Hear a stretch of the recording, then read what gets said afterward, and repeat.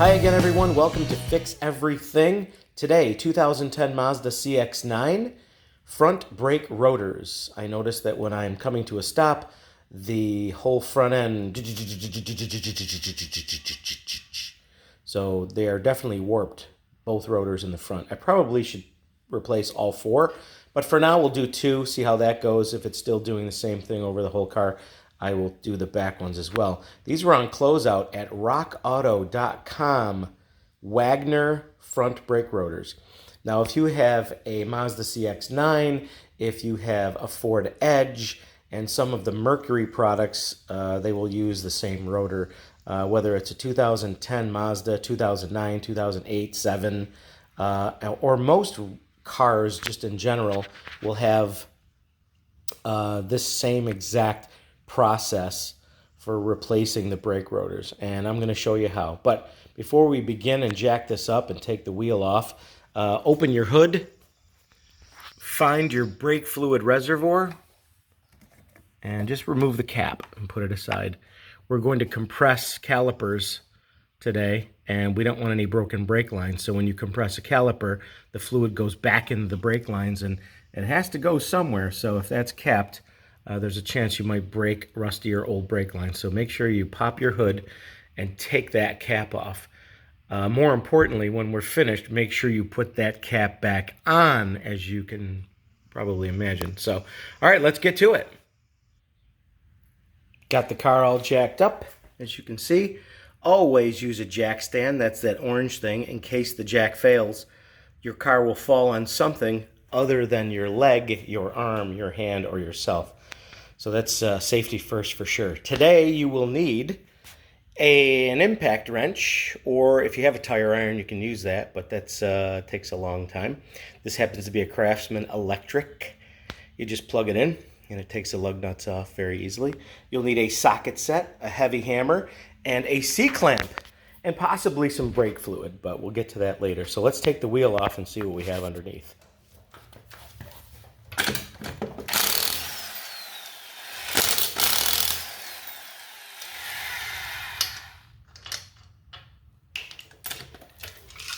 Five lug nuts.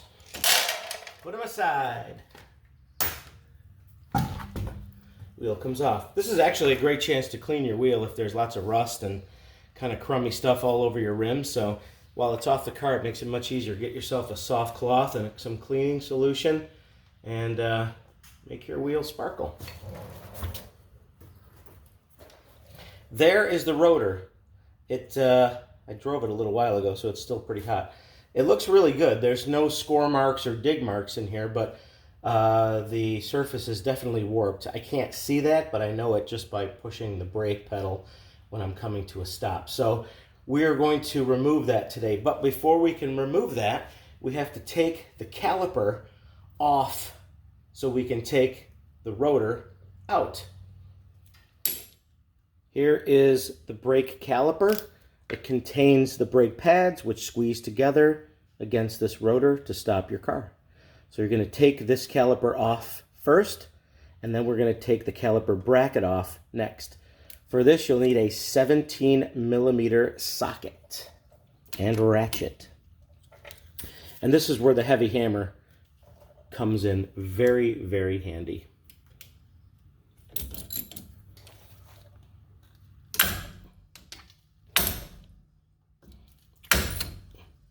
Just like that, because in the movies, everything comes off really quickly. In real life, you need heat, you need pressure, you need hammers, you need everything you can get, including WD-40 and all kinds of penetrating oils, because rust is everywhere, especially if you're in a salt belt. So there are two of these. There's a bolt here on the top, and there's a bolt here on the bottom. You're going to remove both of those.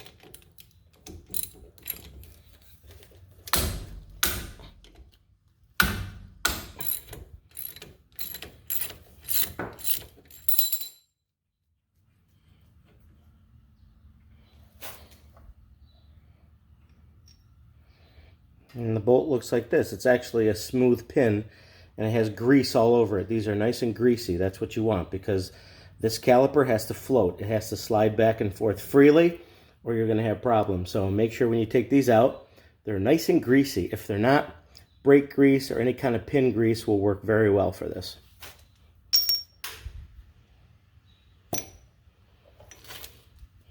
This one's a little more on the drier side, so before I put that back in, I'll grease it up.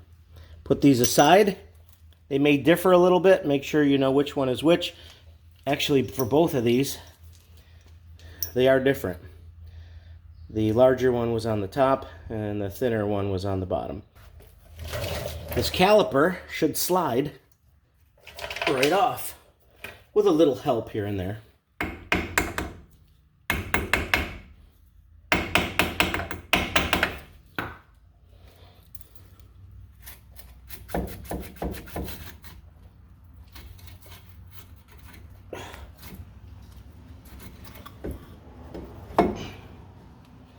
Before you go any further, you're going to want to make sure that this caliper is harnessed up with a rope or a string, or I have a bungee rope, so I'm going to actually tie this up and out of the way, because if this falls, you may pull that brake line right there right off, and that's just another set of problems. So make sure you get this up in the air somewhere out of the way.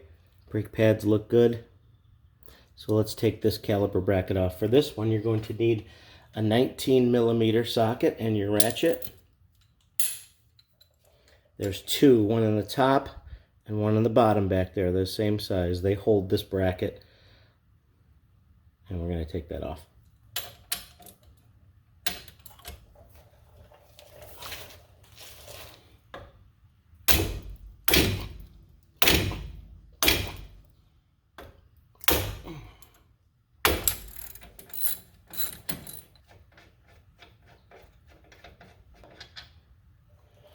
Big fat bolt there. Put that aside.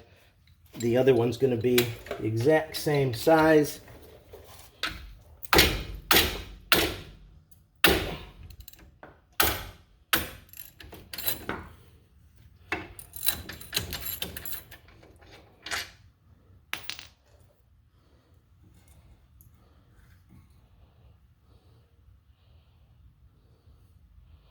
And put it aside.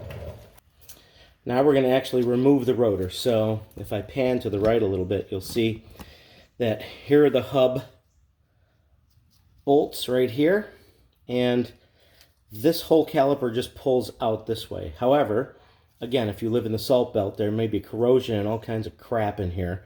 And it may not just slide right out. So that's when our famous hammer comes into place if we need it. So if I pull on this rotor, there's nothing happening here. So I'm going to give it a good smack. Now normally if you were going to keep the rotor and you were just doing some other maintenance under here, you wouldn't want to be hitting the surface with a hammer and gouging it. You might want to hit it inside here, but I'm tossing these rotors, so oh my goodness, look at the rust that falls.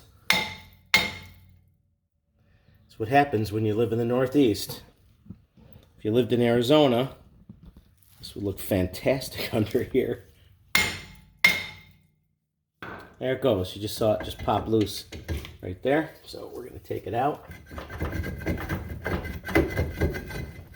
Oh, gross. So rusty. Is Rusty still in the Navy? Oh, yes, Aunt Bethany. Wow. Okay, so even though it is rusty in here, it's in great shape. I don't see cracks or, any major damage. It's just rust, and again, our caliper is up here out of the way. If you noticed, I have blue gloves on now. You could pick these up at any auto parts store or medical supply. It's getting a little greasy under here, so why not just throw a pair on?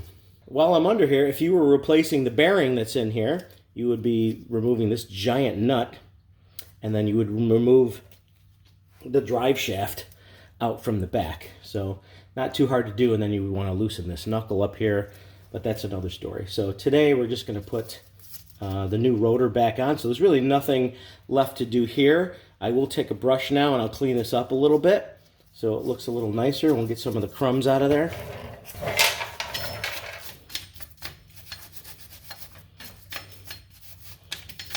This is really the seat where the rotor meets the hub, and it sits right in there. So try to get some of that crud out of there.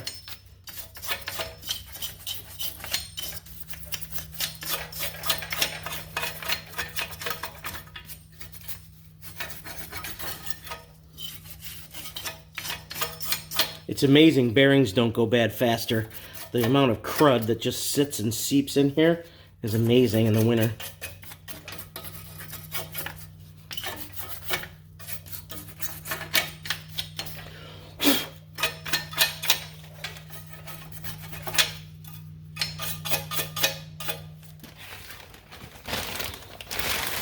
And out comes the new rotor.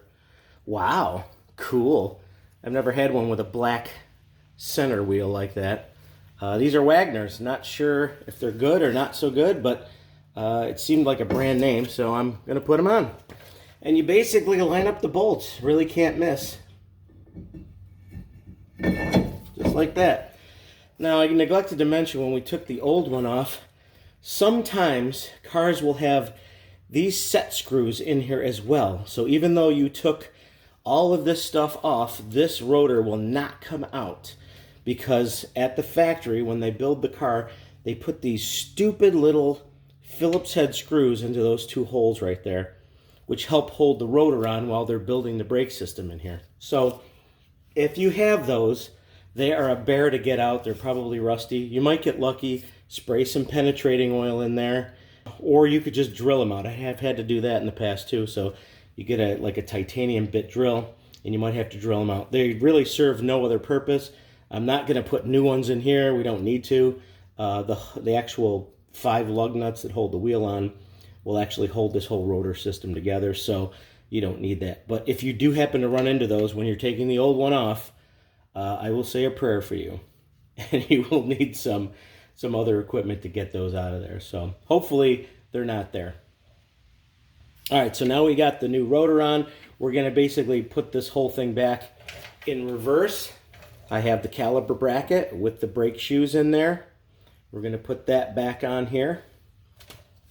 2 bolts like we did before.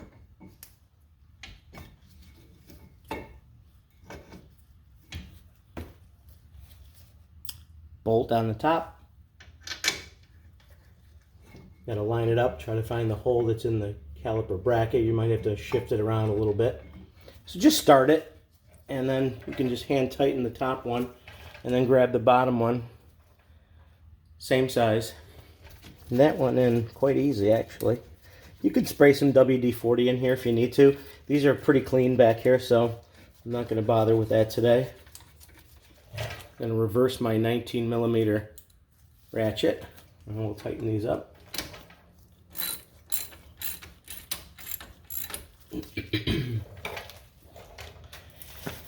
Every bolt on this vehicle or your vehicle has torque specifications, how tight you're supposed to make it.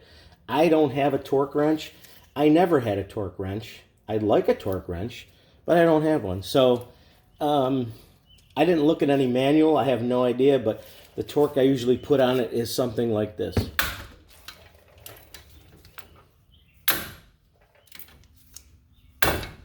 Tight.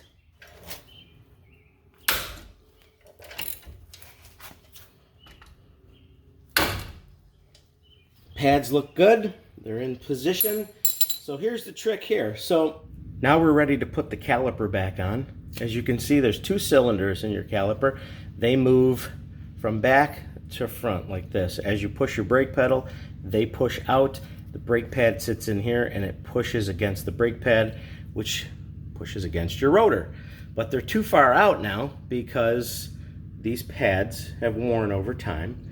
So now I have to push these 2 back in. And how you do that is you put something thick and sturdy. Usually I use an old brake pad, but I'm not doing brake pads today. So I will get something flat across here. And I'm going to take my C-clamp and squeeze from the back here. I'll mount it up here, and I'll squeeze these 2 cylinders back into their hiding place before I attempt to put this back on top of the caliper bracket. You know what? I think I am going to replace those brake pads. I just happen to have a pair here from the last brake job I did, and they are quite a bit thicker than the ones that are on there. So even though there's meat on here, I got everything apart. That would be foolish if I didn't just put 2 new pads on while we were in here. So I'm going to take the front one out. Just inspect the sliders in here, make sure they're clean. If not, get a little brush. These all come with new sliders, but I've never changed a slider in my life. They're always usually in good condition. Just going to drop a little white lithium grease in each slot. If you notice, the brake pad has a tab there and a tab there, and both of those just fit into each one of those sliders. So here's the old one. So in my quest to find a flat piece of something to squeeze those caliper cylinders in, I said, you know what, I need something, so I'm going to use the old brake pads that I take off of here. So here's the new one, and I don't know, put the bottom in first, and then kind of shimmy the top, and I don't want to block your view there, but bottom goes in, and then the top, oh, there it is right there. So there it is, and the same thing for the back. Just kind of pry that out of there. A screwdriver would come in handy right about now.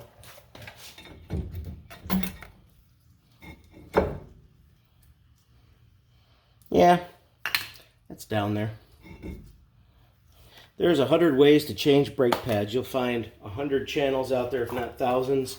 Everyone's got a different technique. This is the one that works for me. It may work for you. You might find something better. But this is the way it works, and it's tried and true, so give it a shot. This one might be a little tougher because you can't see what you're doing. So put the bottom in first, and then the top one has a little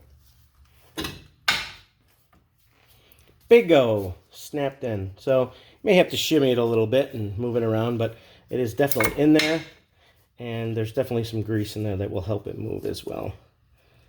Excellente. Okay, so now this caliper will really not fit over these because the brakes are way thicker. These are like new, so we're really going to have to push those pistons all the way back into their hiding place. So now that I have a beat up brake pad, I can actually use this to compress my two caliper cylinders here. So I'm going to put this over the top of those. Just lay it there for a minute. I'm going to get my C-clamp right here.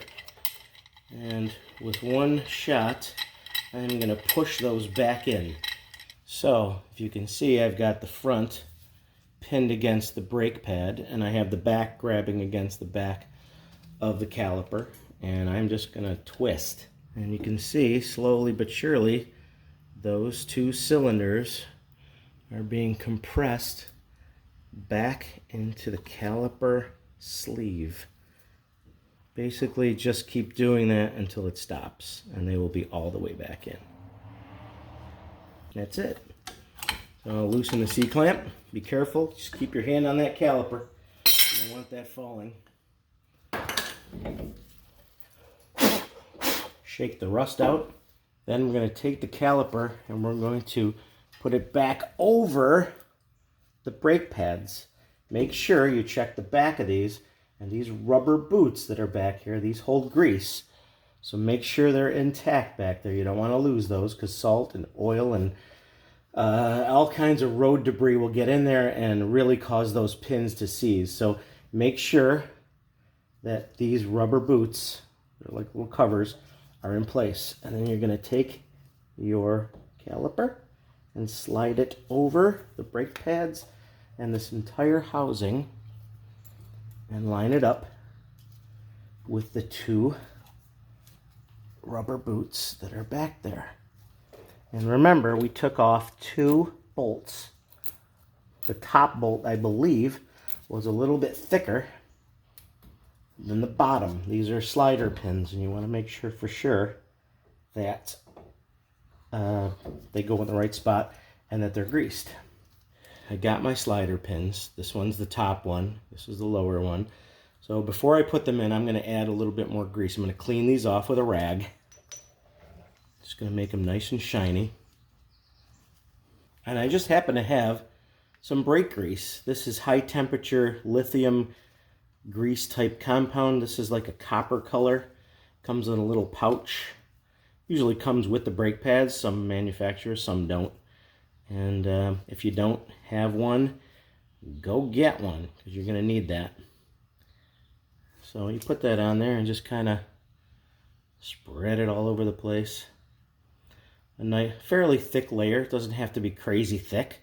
Make sure you're covering that whole surface. Okay, and I'm going to now put this in the back. It's going to go in the hole. It's going to go through the rubber boot, and it's going to go in to the caliper bracket. And there we go. Kind of give it a little, shimmy it around a little bit, get that grease spread out. That's important to keep that slider lubricated. And then we're going to do the same for the bottom pin. Let's clean all the gunk off.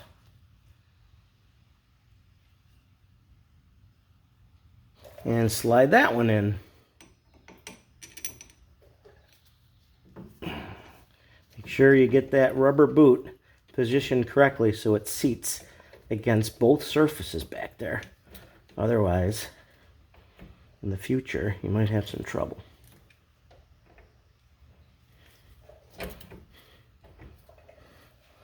Just like that. So now we're going to tighten these two bolts up.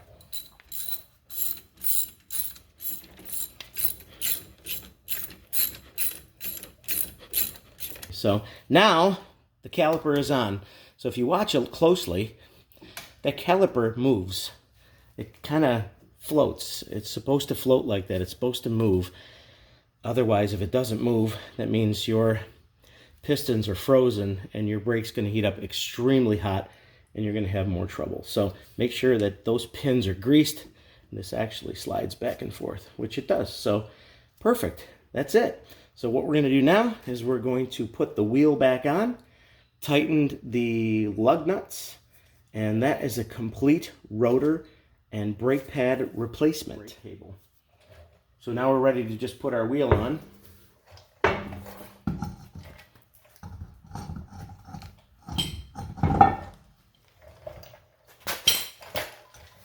And tighten the lugs in first. You never want to use the impact wrench from scratch, because if you cross thread those, that is not a fun thing to replace. So when I tighten these up, I'm going to use a star pattern. I'm going to tighten up this one and this one and this one. I'm just going to kind of go all over the place like a star. And we're going to just do each one a little bit at a time so that you don't just tighten one and then try to tighten the others, because you may have misaligned your rim and it's not going to look very pretty.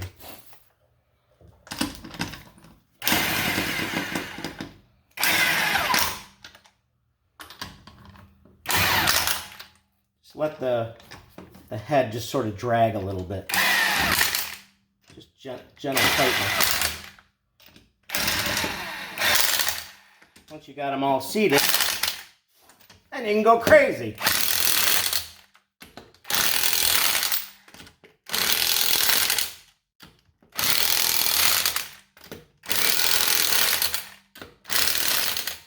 And there you have it. 2 brand new brake pads and a brand new rotor. I'm going to now do this on the other side.